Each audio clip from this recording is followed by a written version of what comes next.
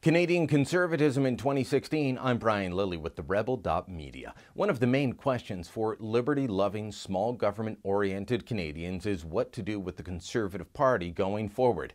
2015 wasn't kind to the Conservatives. After nearly 10 years in power, Stephen Harper and the Conservatives were shown the door in the October federal election. This has led to some introspection and a lot of chatter on what the Conservative Party needs to do, what they need to change to become relevant to the Canadian public once again. Now, a lot of the advice has come from people outside of the Conservative Party and, this is more important, outside of the Conservative movement. And much of it, it's utter rubbish. Like saying the Conservative Party needs to move more to the center, become more progressive, drop this group or that group. Fact is, the Conservative Party owns from the center all the way to the right. Let me deal with these arguments by pointing to facts. One of my favorite things to do. The Conservative Party isn't a rump party. They were not reduced to 2 seats the way they were back in 1993. They weren't even reduced to third place status in 34 seats the way the Liberals were in 2011. In fact, they hold 99 seats and took almost 32% of the popular vote across Canada. They have seats in every part of the country except Atlantic Canada. So the Conservative Party is not in crisis mode here. They have a strong front bench of critics. We'll start with interim leader Rona Ambrose. You've got others like Michelle Rempel, Lisa Raitt, Tony Clement. You get the point. I could go on here. They've got bench strength, and that's good. And they've also got strong leadership contenders, from Peter MacKay to the aforementioned Tony Clement, Maxime Bernier to Jason Kenney. Names from outside the party are being floated as potential contenders as well, be it Caroline Mulroney or Brad Wall.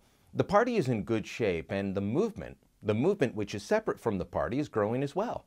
Just look at the Rebel. Look at where we've come from. Literally starting in our living rooms, Ezra and I, back in February, and now we're a growing concern.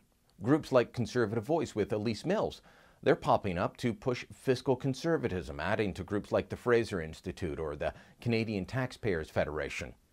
That's a good thing, and it's going to help spread the message.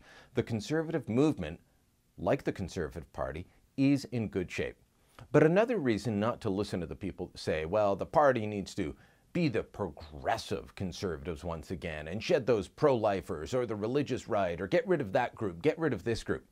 The reason you need to ignore all that is that you don't build something by subtracting from it. People will vote for a political party for a variety of reasons. It's true of all parties, not just the Conservatives. There's factions within parties. For the Conservatives, some people will vote for the blue team because, well, they're primarily defense conservatives, some for fiscal issues, some for justice issues, and some, yes, on family policy. Ronald Reagan used to talk about the legs of the conservative stool, and that you need all the legs to hold the stool up properly. It's a good analogy. I love using it, and it's one that we need to keep in mind. What needs to happen over the next year or so is that, well, the movement needs to grow and become stronger, because it's up to the movement and its various parts, the various groups, it's up to them to sell fellow Canadians on conservative messages. The Conservative Party is simply the electoral vehicle for bringing those to fruition at the government level. But rather than shut out this group or that group, we need to find where each group has common ground and work together. The Liberals didn't win just because of Justin Trudeau's smile or his hair or even his promises. The Liberals won because progressives, including many New Democrats, united behind Trudeau as a way to advance their issues. And many of them won't get all their issues addressed, but they'll get enough of them.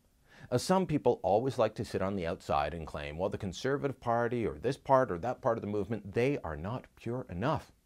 And those people want purity. They'd rather have purity than power. They'd rather have purity than move forward. Those people are happier just to wish for the perfect rather than compromise and take the good. It's true that you can compromise too much, but we aren't there yet, and I'd rather compromise a little than let the progressives rule the roost unfettered. So as you look to 2016, don't despair. This is a time for rebuilding for conservatives across the country. You need to get involved in the Rebel, get involved with another group, a local riding association, get involved in politics. Because victory goes to those that show up.